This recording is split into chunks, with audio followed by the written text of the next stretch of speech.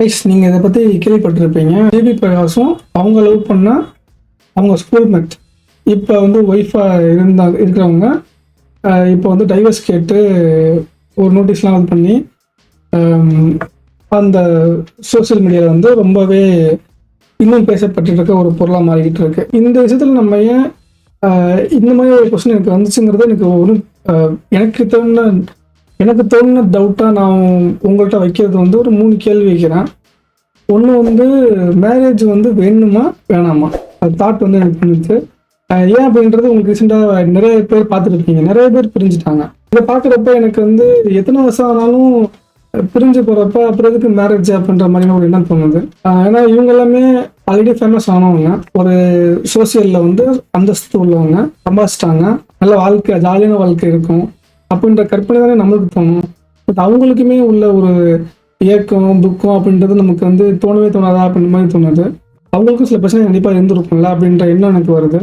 இது எதுக்கு வழிவகுக்குது அப்படின்னா, லிவிங் டுகெதர்ங்கிறது பெட்டர் ஆப்ஷனாக இருக்குமோ அப்படின்ற மாதிரி, யார் வேணா இருக்கலாமோ அப்படின்ட்டு அது ஒரு மூவ்மெண்ட் ஆகிறப்ப மேரேஜை கன்வெர்ட் ஆகுது அப்படின்னா, அந்த மேரேஜ் கன்வெர்ட்லையுமே என்ன தோணும், அது மறுபடியும் அந்த எனக்கு ஒரு ஆப்ஷன் இருக்குது அப்படின்ற ஒரு ஆப்ஷன் கண்டிப்பாக இருக்கும். என்னன்னா, நான் எப்போ வேணா பிரிஞ்சிடலாம், எனக்கு பிடிக்கலன்றப்ப நான் வந்து டைவர்ஸ் கேட்கலாம் அப்படின்ற மாதிரி, அதுவுமே அங்கே போயிட்டு விட்டுருமோன்னு தான் தோணுது.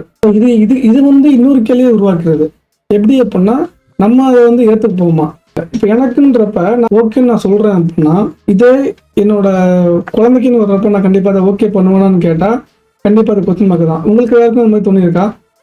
ப்ரோ இல்லை ப்ரோ, நீங்கள் சொல்கிறது வந்து தப்பு, எனக்கு வந்து இது கரெக்டாக தான் படுது அப்படின்னு சொன்னீங்க அப்படின்னா, உங்கள் குழந்தைக்குன்னு வர்றப்ப நீங்கள் அதை ஓகே பண்ணுவீங்களா? இன்கேஸ் உங்கள் குழந்தை ஆண் குழந்தையாக இருந்தால் ஓகேன்னு சொல்லிட்டு, பெண் குழந்தையாக இருந்தால் 10 பேர் சொத்து அப்படின்றத நீங்கள் சொல்லுவீங்களான்றதை மறக்காமல் கமெண்ட்டில் சொல்லுங்கள், நானும் தெரிஞ்சுக்கிறேன்.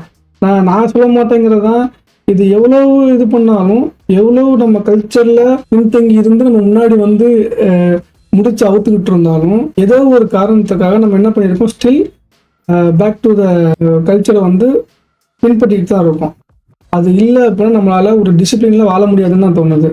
ஸோ இந்த மாதிரி விஷயத்த எதுக்கு வந்து நம்ம முன்னோடியாக வச்சுக்கணும், அதாவது உதாரணமாக வச்சுக்கணும் அப்படின்னா, இந்த மாதிரி ஆகக்கூடாதுன்றக்காக தான் உதாரணமாக வச்சுக்கணும். தவிர இந்த மாதிரி ஆகலாம், ஓகே இவங்களே ஆகுறாங்க, இவ்வளோ ஃபேமஸ் ஆகிறாங்க, அடுத்து டக்குன்னு நகர்ந்துருவாங்க, ஏன்னா அடுத்த ஒரு ஷேடோவில் போய் உள்ளே போய் நுழைஞ்சிருவாங்க, நம்மளும் மூவ் ஆன் ஆகிட்டு போயிடுவோம். இதே நம்மளுக்குள்ளே நடக்கிறப்ப என்னோட அக்காக்கோ தங்கச்சி இந்த மாதிரி ஆரம்பிச்சு அப்படின்னா, அவங்க என்ன பண்ணுவாங்கன்னா சுற்றி உள்ளவங்க பேச ஆரம்பிச்சிருவாங்க. அந்த சுற்றி உள்ளவங்க பேசினாலே என்ன பண்ணுவாங்கன்னா, யாரும் வளர்றதுக்கு பேச மாட்டாங்க, வாழ்கிறதுக்கு பேச மாட்டாங்க, அவங்கள வாழ விடாமல் பண்ணுறது தான் பேசிகிட்டு இருப்பாங்க. அதுதான் நிதர்சனமான உண்மைன்னு நான் நினைக்கிறேன். உங்கள் தட்டு என்னன்றதை சொல்லுங்கள். சில விஷயத்தில் பிற்போக்காக இருக்கிறது நல்லது தான் போல், தப்பு கிடையாது இல்லை.